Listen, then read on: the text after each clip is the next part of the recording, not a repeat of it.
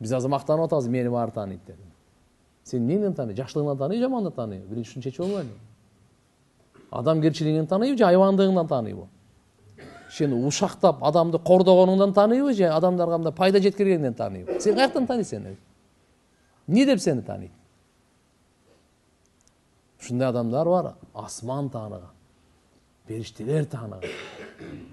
Дүнүнүн аркасында дагы жакшы айтылган. Ошон үчүн айтат,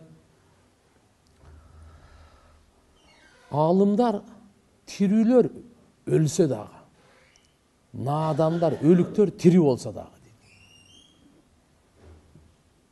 дейт. Алымдар, мынакей уламалар, илим алгандар. Илимге эмне үчүн кызыктырып атам? Биздин ар бир күнүбүз саналган таксырлар.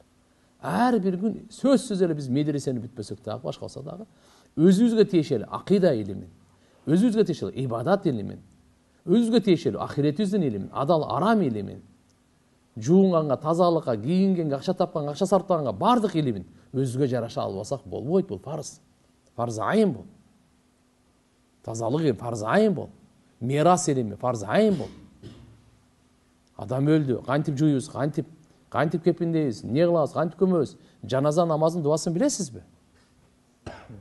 Кандай сизге атаңыз бар, апаңыз бар, бир тууганыңыз бар, бала чакаңыз бар, эртеге акыркы сапарга окуп атканда жаназа намазын билбесеңиз кантесиз? Кантесизби? Биз алышыбыз керек да, демек. Убакыт өткөрбөй илим алайлы. Илим дагы амал менен, илим дагы түшүнүк менен, илим дагы таквалык менен, илим дагы даават менен болсун. Вот ошондо анан Кудайга шүгүр, иншалла, Алла субханаху ва тааля жүрөгүңүзгө ушунча рахат берет. Байлар, хандар таппаган рахатты сизге Алла таалам ибадат менен берет мындай.